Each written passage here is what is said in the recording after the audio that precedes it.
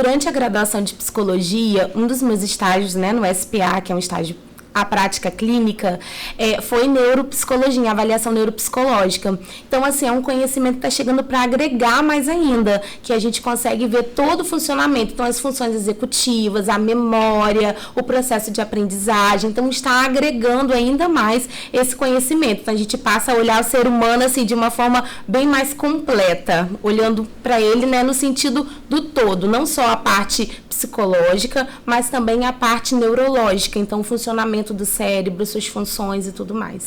Perfeito. Eu acredito que isso, né, vem agregar bastante para entender realmente, como você falou, o ser humano de forma integral. Dentro do seu processo de atendimentos, né, dentro da sua experiência, já aconteceu alguma situação mais desafiadora ou engraçada ou alguma coisa que você possa compartilhar com a gente? Já aconteceu, ó. Já aconteceu, por exemplo, da criança no momento, crianças neurotípicas, né? Quando a gente fala de crianças neurotípicas, a gente está falando de crianças que têm um diagnóstico aí, né? Do TEA, que é o transtorno do espectro autista, TDAH. Então, assim, da criança, ela tá ali brincando e tem também, né? Aproveito para abrir um parênteses aqui, né? Tem muitos pais que não sabem lidar, recebem um diagnóstico e não sabe como lidar, e acaba se tornando pais permissivos, que acha que a criança, por ter um determinado diagnóstico, que a criança pode tudo. Não é bem assim, até porque não é um diagnóstico que vai definir uma criança, um adolescente ou um adulto. A criança é muito além disso. Então, aí a criança pode tudo. E aí, durante um dos atendimentos, né, um brinquedinho ali que eu fui direcionar para um outro jogo. E a criança pegou e começou a tacar os brinquedos em mim, assim, tacar mesmo, não é? Não era os brinquedinhos de madeira, não eram os brinquedinhos leves, não. E atacar e tudo mais. E aí eu falei, olha, mas por que você está fazendo isso? Porque eu faço na minha mãe também. Porque lá em casa eu mando em tudo. Então, assim, chega a ser engraçado de certa forma, mas para você ver como é rico, porque tudo, o que eu consigo já captar disso, desse comportamento da criança? Eu consigo entender esse contexto familiar.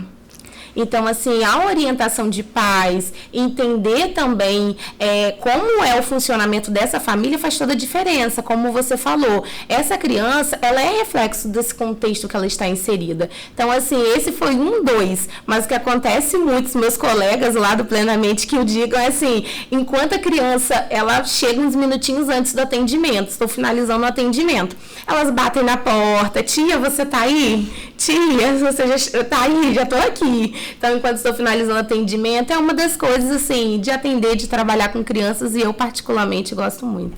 Eu sempre percebo a presença de criança lá, pegando os biscoitinhos, mexendo em alguma coisa, conversando. E o que eu vejo muito, e que eu acho que é extremamente importante, como você deu esse exemplo aí, da criança que taca coisa na mãe. Olha o quanto que essa mãe está fragilizada. Né? O quanto também ela está precisando de um olhar. Mas o que eu vejo principalmente é os pais por duas vertentes. Uma, mandando o filho para terapia, como se o filho fosse o problema, eles estivessem ok, o problema é a criança.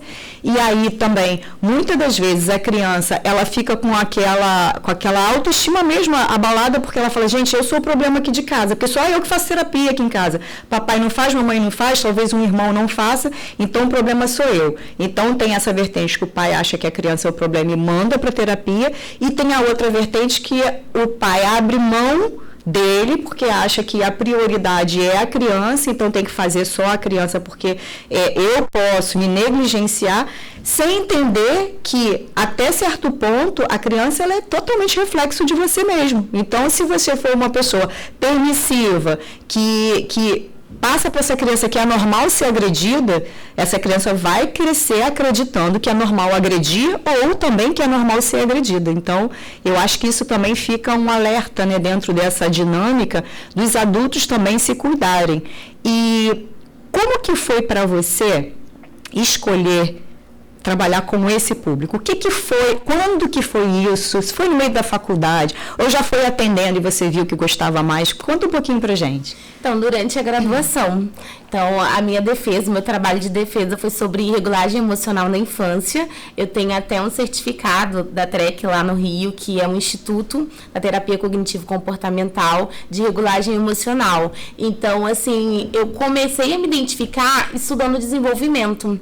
E eu vi, Anne, que grande parte dos nossos traumas, das nossas frustrações, são coisas que aconteceram, porque as nossas principais crenças disfuncionais, elas são desenvolvidas aonde? Na infância.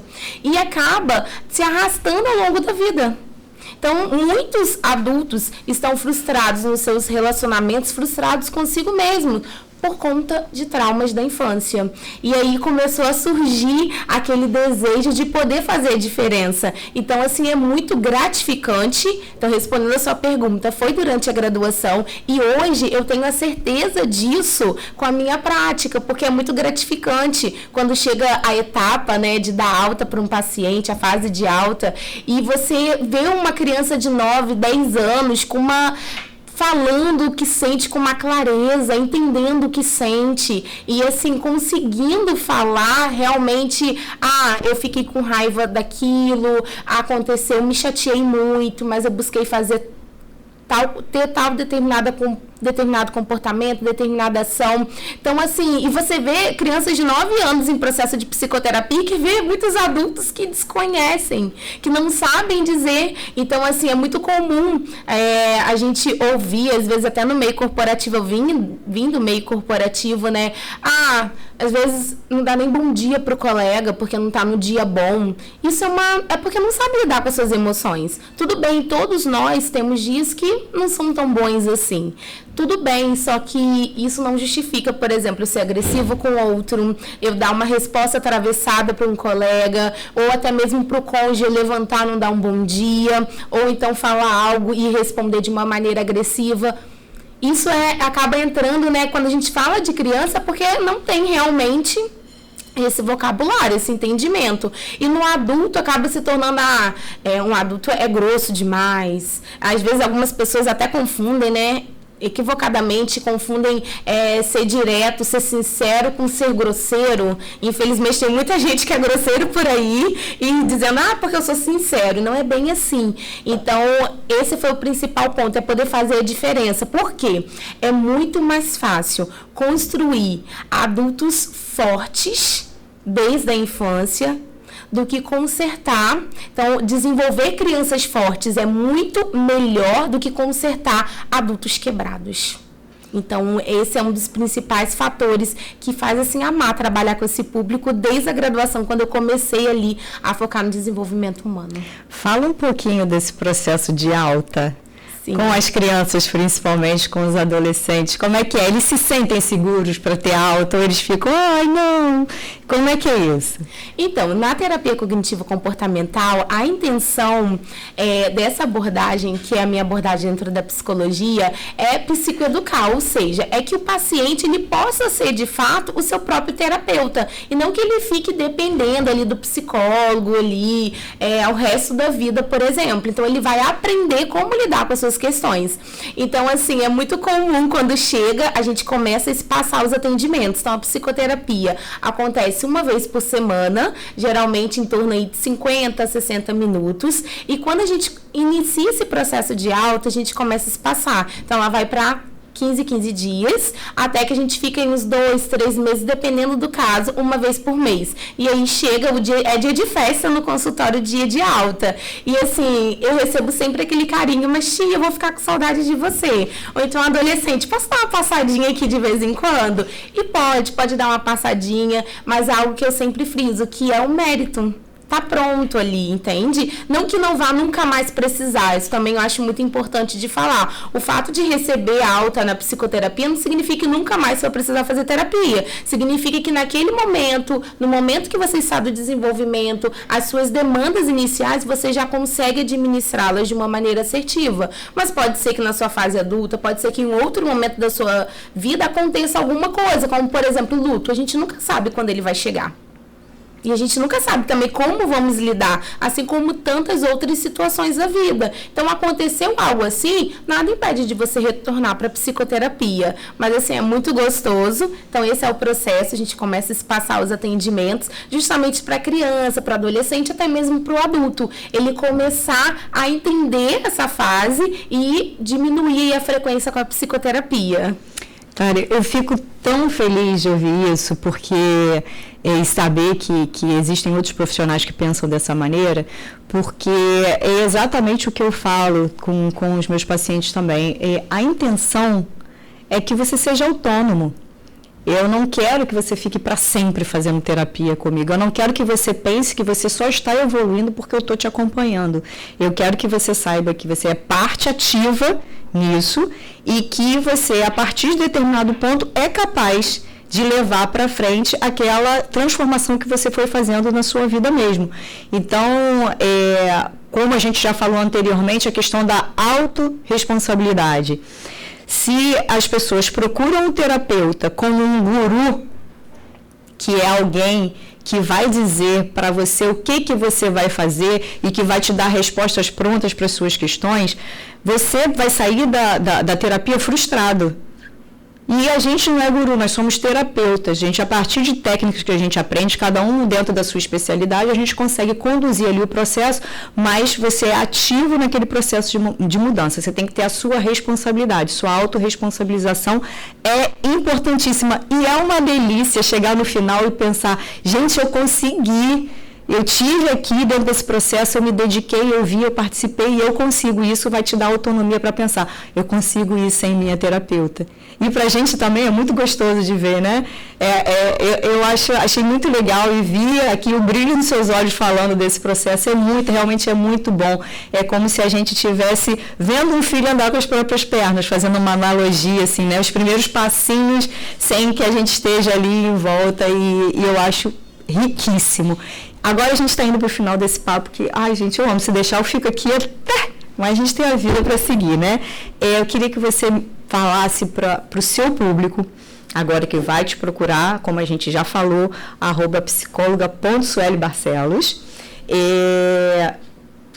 qual a dica que você tem para dar, ou o que você recomenda? Fala algo que você acha que seja importante para esse público saber e até para eles começarem dentro de um processo terapêutico, buscarem por você ou por alguém que faça sentido, mas que você queira transmitir para eles essa informação. Certo, Anne, uma pena realmente, né, que deixar a gente fica aqui o dia todo.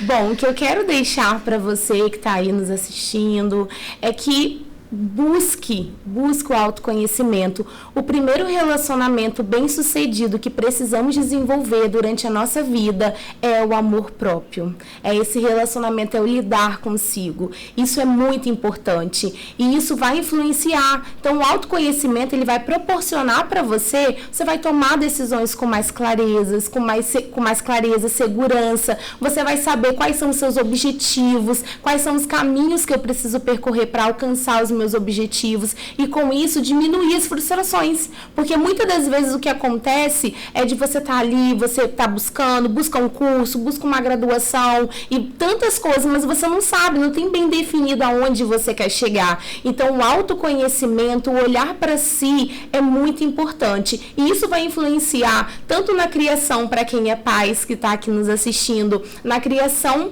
que você está tendo, que você está dando para os seus filhos, isso vai influenciar nos seus relacionamentos, então tanto de amizades, relacionamentos sociais, quanto relacionamentos amorosos também. Então eu deixo aqui justamente isso. Não espere ter várias crises de ansiedade, não espere não conseguir lidar com alguma questão, estar no extremo de passar semanas, dias sem conseguir dormir para buscar psicoterapia. Então, assim, a saúde mental, a gente precisa pensar nela de uma maneira preventiva e não apenas quando a gente já não está sabendo mais lidar, quando já está utilizando, por exemplo, da automutilação ou quando pensa, não faz sentido mais viver. Então, assim, não precisa chegar nesse ponto de sofrimento. Se você está percebendo alguma disfunção no seu dia a dia, coisas que você gostava e hoje você já não tem mais tanto prazer em fazer, se você está perdendo aí o prazer das pequenas coisas da vida, não hesite em buscar ajuda. E para você que está bem, mas quero me conhecer um pouquinho mais, quero me aventurar e mergulhar em quem eu sou, no oceano, que cada um de nós, né? Aí somos um oceano. Busque aí, não hesite em buscar psicoterapia. Acho que é isso, Anne. Nossa, é basicamente isso. Não tenho nem o que acrescentar aqui. Começa de pequeno também. A gente tem profissionais que atendem criança. Temos aí a Suelen, que você pode buscar para levar sua criança de 3 anos de idade. Deixamos aqui uma contribuição para vocês com dicas para que você possa dar um início nesse seu processo terapêutico, nesse seu processo de autoconhecimento. Quero agradecer você por cada palavra que trouxe, contribuiu para a gente, enriqueceu o nosso fórum aqui, que é sempre muito importante levar a informação. Que eu falo, a gente precisa levar informação para que as pessoas elas possam ter acesso ao que elas precisam fazer para melhorar. Já é tempo da gente ter uma visão da terapia como algo que é importante para a sua saúde, assim como atividade física, assim como a sua alimentação. Então, assim como você trabalhar, assim como você estudar e se desenvolver, você ter a terapia como aliado para você no seu dia a dia é importantíssimo, porque como dizem por aí, seres humanos são plantinhas complicadas, então a gente precisa desse cuidado para que a gente possa florescer cada vez melhor. Tá bom? Então, com o oferecimento de Vox2U, a maior escola de oratória da América Latina, nós tivemos aqui a Suelen. Vocês se inscrevam no nosso canal do YouTube, Plenamente Instituto, vai ter sempre muitas informações aqui para vocês. Muito obrigada de verdade pela contribuição, Suelen. Obrigada, Fábio, pelo apoio e nos vemos na próxima. Um beijão.